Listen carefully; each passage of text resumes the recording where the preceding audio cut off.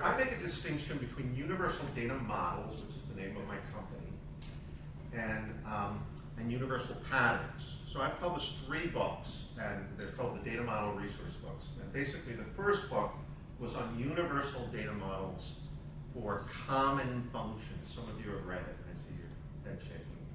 And what it is it says, hey, there's common functions like accounting and HR and customer information and orders and these common functions. So I published a book just on a library of these models. Then people said, well, we need industry models. So I published a second book, which is industry models. So each chapter builds upon the common models for industry models. And then a lot of our clients said, how the heck did you build all these models? We want to know, don't just give us the model, tell us how you built it. And I said, well, we saw all these patterns, and we reused all these patterns. It's like the fundamental constructs to build a healthcare model, or to build an insurance model, or to build an accounting model.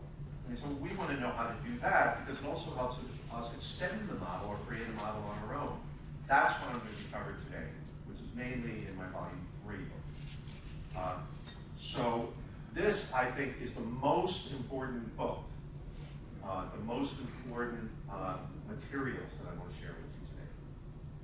So universal data models are when you put together a whole model, according to my definition, and you say, look, here's a whole model for healthcare, here's a whole model for insurance, and so on.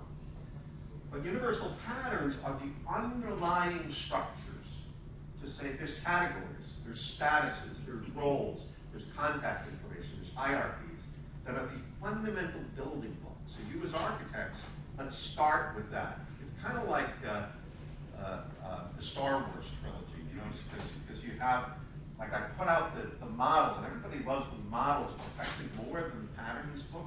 But I say jump to volume 3, jump to the last book volume, because that's actually the beginning.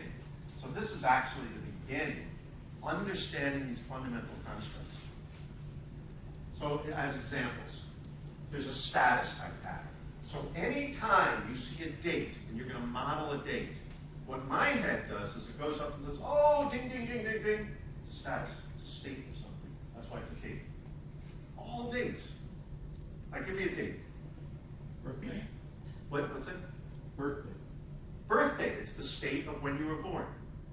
Give me a date. Last updated date, insert date. Yeah, it's a system status. Give me a date. Semester date. The semester date, for a student? Yeah. Yeah. So it's a semester date. Good. It might be a party date. Oh, when did this party get created or put into the system? It might be a product date. When did this product first come out? Now, what happens in this particular pattern is I'm using a generic form of the pattern. What I'm going to share with you is you could go generic, you could go specific, but the point is you take a pattern, you cookie cut it, and you say, I'm going to take the same pattern and apply it to accounts and orders and invoices and payments, and it becomes a non-schizophrenic model. Instead of what I used to do is say, oh, here's a date, oh, I think that's an attribute. Oh, here's a date, that's a status date. Oh, here's a date, wait, let's create a generic status date. Oh, let's create a codes lookup table. And I'm modeling the same thing all different ways. So that's what a pattern is. And then when we build universal models, like here's an example of a common universal model on communications that occur. And in communications, we say, oh, there's a status pattern in here. There's a roles pattern in here. And then we say, oh, in healthcare, there's healthcare delivery status, healthcare certification. To say, hey, it's certified, you can actually do this procedure. So the idea is I'm going to share with you the idea of the fundamental structures. Now, one of the main differences in data models is whether it's specific or generalized. Dr. Graham Simpson wrote a book called Data Model Theory and Practice. And in that book, he did it for his thesis, for his doctorate in data modeling. and he got 17 modelers together, and he gave them the exact same requirements, business requirements, business purpose, business requirements, exactly the same requirements. 17 different expert modelers, I was one of them. And how many different models do you think we got? 17. Now, we would have got like 120 if he allowed us to teach too many different models. But he limited to one model per expert. What was the difference in the models? Some of us modeled more specifically, some of us modeled more generically. That was the main difference. And what he concluded in his thesis is that's the #1 reason why models are different. It's the #1 reason. The #2 reason, semantics. I call it a vendor, you call it a supplier. Oh, so what this shows is a level 1 pattern is going to be more specific, more rigid, more simple. A level 2 pattern is going to be less simple, a little bit more genericized, more generalized. The more generalized you get, the more flexible you get. But the more specific you get, the more static and the simpler it gets. So if you look at a specific model, it's much more understandable. You're enforcing rules, because you might take a status, like the semester status or student status, and put it as a specific field. You say, oh, okay, there's only one status for that. If you put it in an entity, it's much more generic. So there's more rules in a simple pattern. In a flexible, it changes. It allows change, it allows maintainability. Sometimes you have more capabilities, like these types of parties are interested in these types of products. And which one is better for performance? Specific? Which one? It depends. Okay, there's the first prize we get, because we're going to have some fun. So let's have a ball. This is it's supposed to go. Wait a second, this is an effective ball. Let's try it. Oh, maybe it's the target. Oh, there it is. Okay. Okay, let's have a ball and let's light it up. Okay. So, that's cool, isn't it? That is. So, save audience participation. Now you're all going to want to answer the next question. It depends. Sometimes a specific model is better in performance, so you have to look at it in particular. But very often people say, oh, specific modeling is better on performance. And it's not true. The basic idea is a specific model is simple, a generalized model is flexible. And that's what you're weighing. So the idea is with these choices, there's a state, or there's a role. You want to reuse, and I'm going to give you reusable tools, but you also want to choose. So the whole presentation is based on reuse, but also choose. So you're not going to reuse something and fit a square piece into a replicable.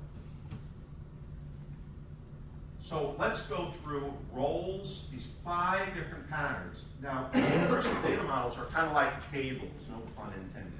But it's like a table put, maybe it's a pun intended. It's like, it's a whole table. It's all put together, healthcare model, insurance model, accounting model, human resource model. But the patterns are like the underlying pieces that fit into any table. So this half-flat pattern might fit into this table, and this half-flat pattern might fit into this table.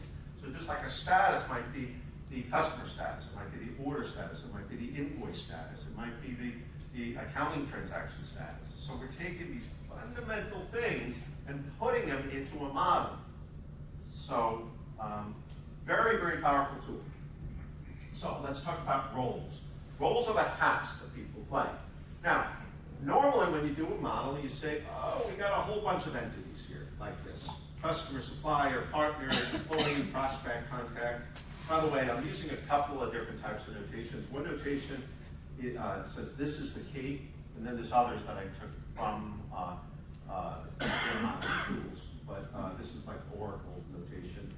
These are optional, and this is a key, and an asterisk is mandatory. So we say, oh, let's just build entities like this. What do you guys think? We can build a role entity, What's that? person and a role entity, or There you go. So a lot of you, and you get a prize for that because that was a silly question, so I'm going to give you silly putty. That's in my Christmas. Okay, so you know, I've been talking about this for decades. The idea is, well, you have a party role, and you have a person, you have an organization, and how many people know that? Okay, so many of you know that. Now, so is this the wrong model? It depends. It depends. So it's not that one is better than another, it's that you have choices. So if you're going to model roles declaratively, meaning I'm calling out this role, okay, so this is a specific role, I'm saying I'm going to declare that role. I'm going to show you another pattern about using that role. So the first thing is you say, oh, I have a customer, I have a supplier, I have a partner, I have a prospect, I have a borrower, I have a student, I have a retail investor, I have whatever your industry calls for. I have all these roles. You lay out the roles and you say, okay, I could just have entities for these things.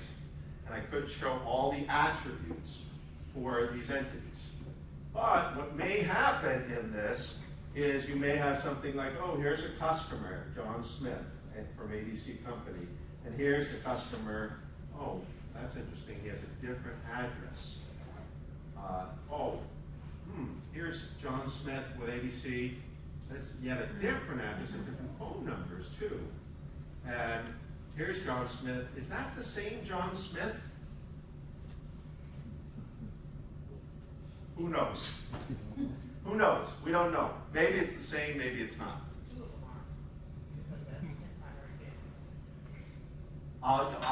So two of them have the same primary key, and maybe they are and maybe they're not. Maybe they're separate tables, even with the same primary key. So we don't know. The point is we're making the model simple, which is good. So it's level 1 simple. It's good. As a matter of fact, for a business model, it might be really useful. For a prototype, it might be really useful to say, hey, let's forget about person and role and party. It might be really useful. I got some experts saying, Dan, don't put that model in your book. That's not the right model because a person is different than a role. An organization is different than a role. This is the wrong model. I wouldn't say it's the wrong model. It's just a very specific way of doing it. So it's a choice. You might use this for a business model. By the way, you might use it for a star schema. You might use it for a data vault design, very specific. You might use it for a data lake. You might use it in different circumstances.